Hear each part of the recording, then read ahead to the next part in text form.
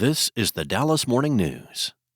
It's Wednesday, December 11th. It will be sunny and mild today in Dallas with a high of 60. A few clouds may drift in tonight with an overnight low of 38. Here are today's headlines.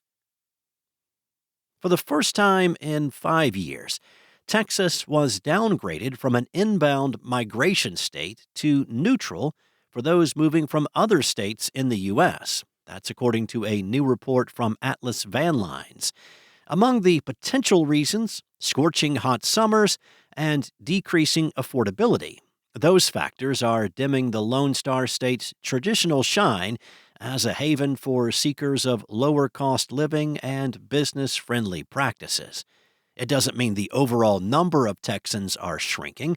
The state still has natural population growth along with foreign migration that's kept the state growing. But it may be an early indication that a flood of new people moving to the state, some 5.7 million over the last decade, is ebbing.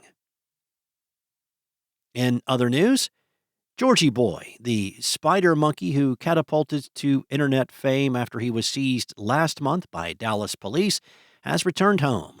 Animal service officers turned over the 3-year-old monkey Tuesday to his previous owner, Brandy Botello, at her attorney's office. The 29-year-old Botello scooped up the monkey in an emotional reunion, capping a month-long saga that divided and fascinated the public over who should have custody of the exotic animal. His owner for the past 3 years, or an animal sanctuary that works with primates. Funky Monkey Ranch in Burleson previously told the Dallas Morning News it would not return the monkey because it worried for his health and safety. Owner Dwan Johns did not return a phone call or text message Tuesday. A veterinarian report provided by Johns showed the monkey was diagnosed with metabolic bone disease caused by poor nutrition, lack of vitamin D, and elevated liver levels. At 3 years old, he weighs 6 pounds, less than half of a typical spider monkey. Next up, maybe the Texas Rangers' financial situation regarding TV isn't quite as uncertain as has been the narrative all off-season. The Rangers agreed to terms with their top free agent target, Nathan Eovaldi, on a 3-year, backloaded $75 million deal. Two people with knowledge of the negotiations confirmed to the Dallas Morning News.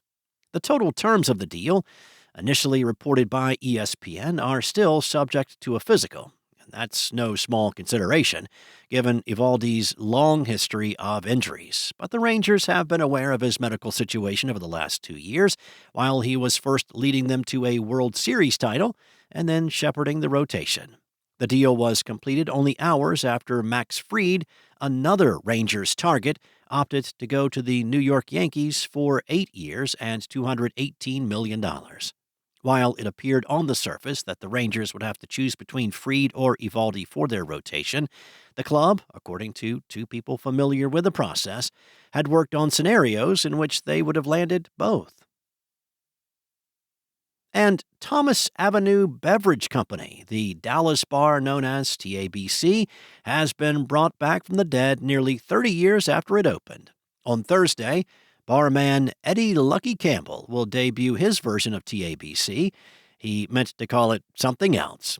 Really, every time he mentioned the location, the response was always the same. You mean the old TABC? It was famous. Campbell wasn't involved with the original, a chill bar that served beer and bar snacks starting in the mid-1990s. Campbell remembered liking TABC when he moved to Dallas.